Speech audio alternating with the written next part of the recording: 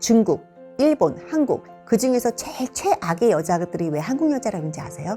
너는 100억 정도는 있는 거 괜찮은 거 아니야? 너 100억에서 나 좀 줘도 되는 거 아니야? 근데 어디 남자가 어디 여자 거를 쪼잖아 새끼. 이거예요. 차 안에 아파트 주차 딱지 붙어 있는 거 보고 여기 사세요? 그 차 리스에요 사신 거예요? 월급 얼마 받으세요? 그러니까 남성분들이 한 년은 싫어요. 도대체가 정신이 제대로 박혀있는 사람이에요? 차라리 결혼 안 하고 말죠. 내가 봉사활동을 하려고 결혼을 하는 거는 아니거든요. 네, 안녕하세요. 저는 지노블의 부대표 그리고 척 언니라는 유튜브 채널을 운영하고 있는 권민정 부대표라고 합니다. 의뢰인 중에 초대 조립 미용사가 50억 이상의 자산가가 아니면 저는 만남을 하고 싶지 않습니다. 라고 했다는 이야기를 들었어요. 도대체 어떤 사례였나요? 말 그대로죠.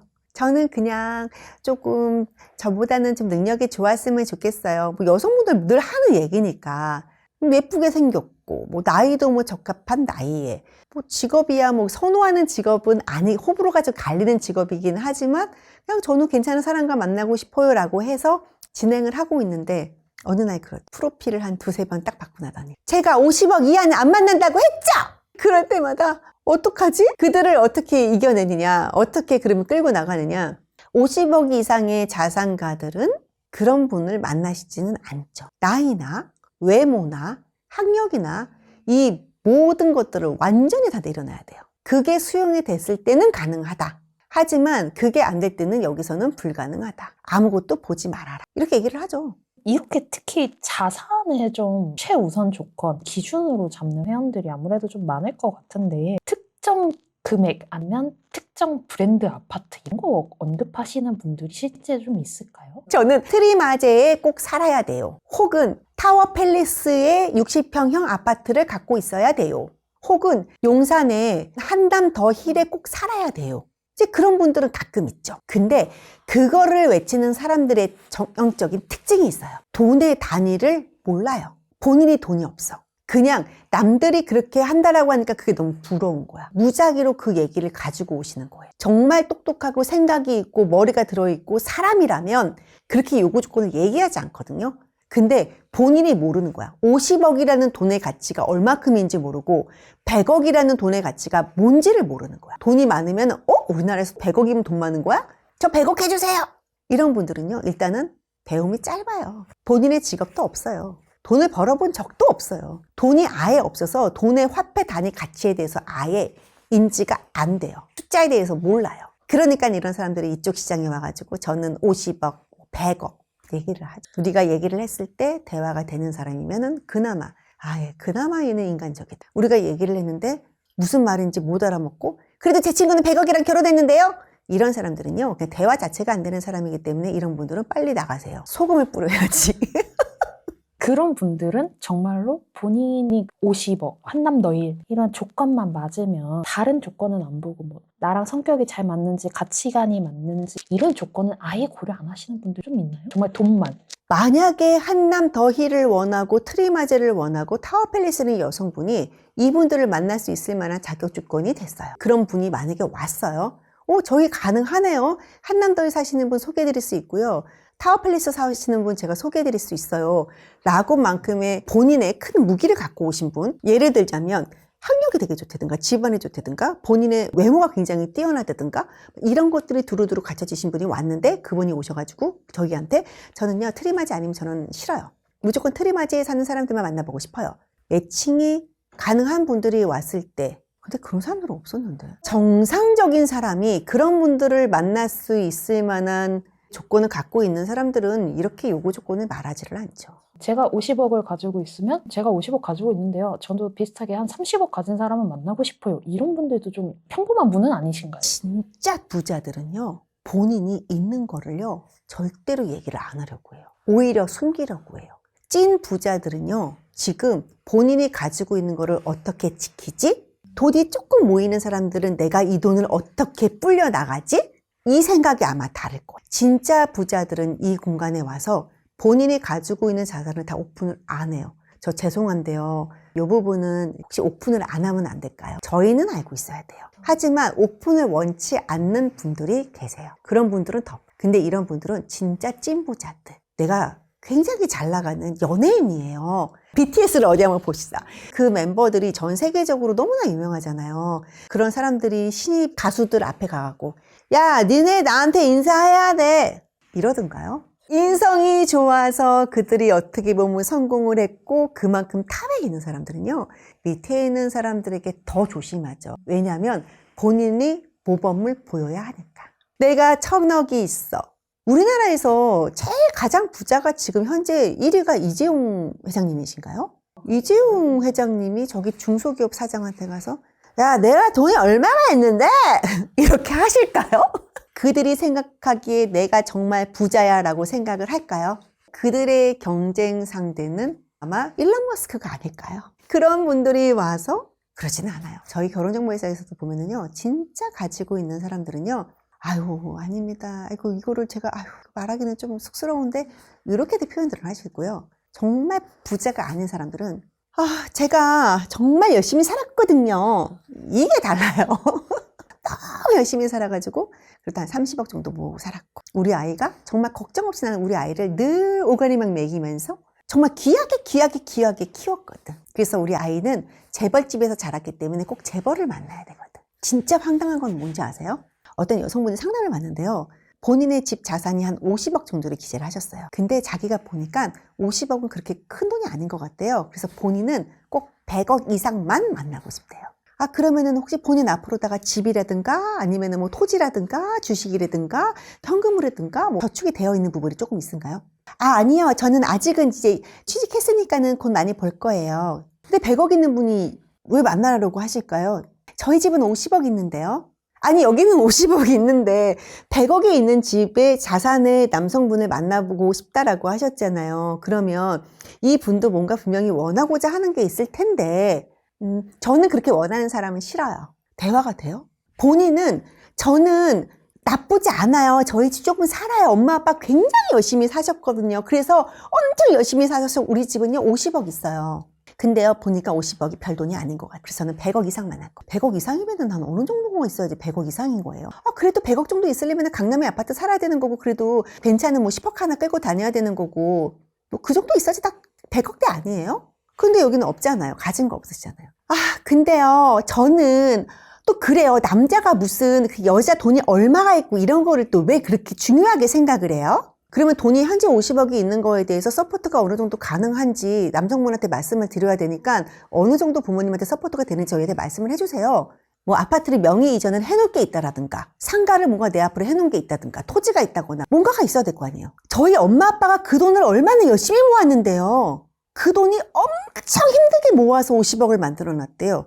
그러면 지금 만나고자 하는 그 100억대의 자산의 집안에 엄마 아빠는 놀고 먹고 그 100억을 얻었을까요? 얘기가 이렇게 나와요. 대화가 안 돼요. 황당하죠? 완전히 내로남불이에요. 이게 딱 그거예요. 우리 엄마 아빠는 너무 힘들게 살았고 나도 되게 열심히 살았고 근데 너는 100억 정도는 있는 거 괜찮은 거 아니야? 너 100억에서 나 좀 줘도 되는 거 아니야? 근데 어디 남자가 어디 여자 거를 쪼잖아 새끼. 이거예요. 제가 말하는 사람들이 일반적인 사람이고 우리 PD님이 이런 분들을 일반적인 상황에서 뵌 적이 있나요? 없죠. 아마 처음 들어보는 얘기일 거예요. 제가 이런 경험이 있다. 자, 이쪽 시장에 왔다. 사람들이 어쨌든 없는 거는 아니에요. 그럼 외부에서 나한테 잘해주는 남자들한테 얼마나 만만하게 구는 여자들이 많을까를 저도 생각을 한번 해봤어요. 저에게 상담을 하러 오는 너무나도 많은 남성분들이요. 이런 얘기를 정말 많이 해요. 차 안에 아파트 주차 딱지 붙어 있는 거 보고 여기 사세요? 그 차 리스에요 사신 거예요? 월급 얼마 받으세요? 얼마 모으고 나오셨어요? 그럼 결혼하고 강남 아파트 못 살아요? 여성분들이 남성분들한테 하는 질문이 이렇대요. 남성분들이 굳이 여기 와서 그런 얘기를 할 필요가 없는 거죠. 그러니까 남성분들이 한 년은 싫어요. 도대체가 정신이 제대로 박혀있는 사람이에요? 차라리 결혼 안 하고 말죠. 내가 봉사활동을 하려고 결혼을 하는 거는 아니거든요. 제가 자꾸 이런 얘기를 듣는 거예요. 이런 환경에 제가 놓여져 있는 사람이에요. 그러면 제가 어떻게 해야겠어요? 여성분들한테 계속 알려줘야 돼요. 혹시 니네들 중에 이런 생각 가진 사람 있니? 저는요 고쳐주려고 그러고 알려주려고 그러고 여성분들을 어떻게든 바른 길을 저는 끌고 가고 싶은 사람이에요. 남자 편에 서서 남자들에게 있어서 남자들에게 힘을 대어주려고 하는 사람이 아니라 너희 잘못됐어. 나는 어른인데 보니까 우리가 니네들을 너무 잘못 키웠어. 엄마인 우리들이 너무 잘못 키웠어. 나는 우리들이 공부를 했는데 사회에서 뭔가 활동을 못했기 때문에 나는 우리 아이들이 열심히 공부하고 스펙을 쌓고 그래서 내가 이 정도까지 올라가서 너랑 비슷한 사람을 만나기를 원했어. 근데 그 윗세대를 보니까 80년대생들을 보니까 그게 아니야. 너희들이 열심히 공부했고 열심히 뭔가 성취를 냈고 니네들이 눈높이가 많이 높아졌어. 니네들이 괜찮아. 남자랑 동등하게끔 사회적 입지를 다져놨어. 근데 이제 왔는데 너희들 나이가 34, 5, 6, 7이 됐는데 이제 와서 누구를 찾아? 나보다 더 괜찮은 사람을 찾아. 근데 나보다 더 괜찮은 사람들은요, 어리고 예쁘고 내 말 차라리 잘 듣고 나하고 같이 뭔가를 성장해 나갈 사람을 찾는다라는 거죠. 근데 내가 이만큼 공부했고 나도 이만큼 배웠고 나도 이만큼 돈을 모아놨으니까 그러면 나랑 동등하게, 아니 동등하는 아니지, 어떻게 남잔데 이러면서 뭔가를 계속 요구를 한다라는 거죠. 왜? 나는 열심히 살았으니까, 여자로서. 이게 큰 문제가 되고 있는 거예요. 그렇다면 다른 조건은 다 완벽했어요. 딱 하나. 이것 때문에 너무 매칭이 안 되는 분 있었을까요? 딱 하나. 매칭 전에는요, 무조건 프로필이에요. 사진과 프로필이 나가요. 근데 어떠한 조건이 있어서 남성분들, 여성분들 좀 달라요. 남성분들은 일단 첫 번째 재력. 그리고 그 다음에 이제 학력이라든가 집안 환경이라든가 그런 것들이 따라가는 거고, 여성분들은 나이, 외모, 그 다음 학력적인 거, 집안적인 부분 이렇게 나가는 거죠. 근데 요즘에는 조금씩 변하고 있어요. 남성분, 여성분 똑같이 외모, 젊은 사람들일수록. 이분은 한번 만나만 보면은 무조건 사람들이 좋아할 텐데 첫인상의 외모가 너무 안 되는 분들 좀 계실까요? 저희 회원 중에서요, 여자의 외모에 목숨을 거는 남성분이 계셨었어요. 능력도 있어. 본인 자산이 50억이고 키 크고 잘생기고 다 모든 게 괜찮아. 근데 눈높이가 정말 하늘 꼭대기예요.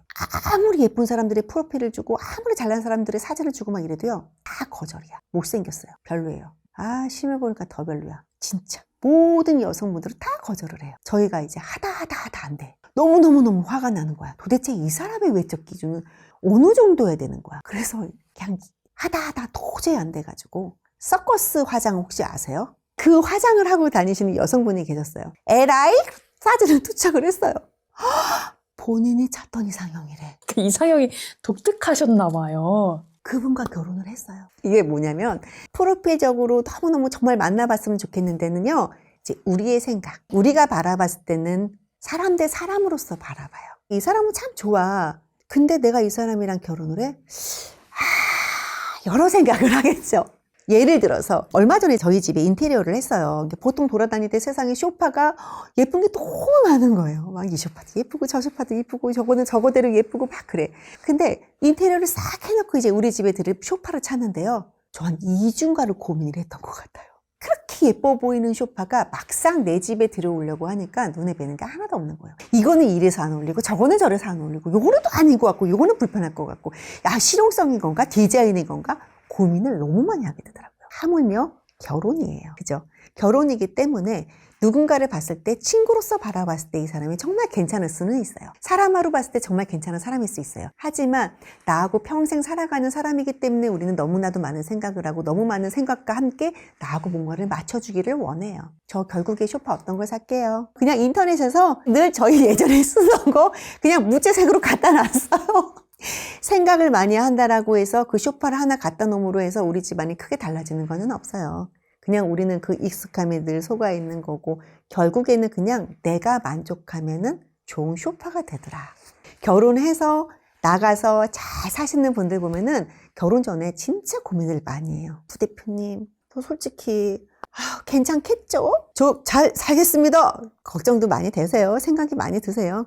에이, 살아야죠 뭐. 근데 사람인지라, 우리가 알 수 없는 미래에 놓여 있는지라 우리는 알 수가 없어요. 제 친구 중에요, 진짜 재벌이랑 결혼을 했어요. 근데요, 결혼하고 난 다음에 시아버지가 갑자기 쓰러지셨고 시어머니가 암 수술을 몇 번을 하셨어요. 그리고 남편이 사업을 한다고 아버지 돈 가져다가 다 쓰고 지금은 최저시급을 받으면서 정말 생활비조로다가 일하고 살고 있어요. 정말 그렇게 살고 있는 친구도 있더라고요. 그렇게 부러워했던 결혼식이었는데 사람은 알 수가 없어요. 너무 행복하게 살았는데요, 다 같이 치킨 먹고 우리 건강을 위해서 건배 이랬는데 그 다음날 남편이 갑자기 죽었어요.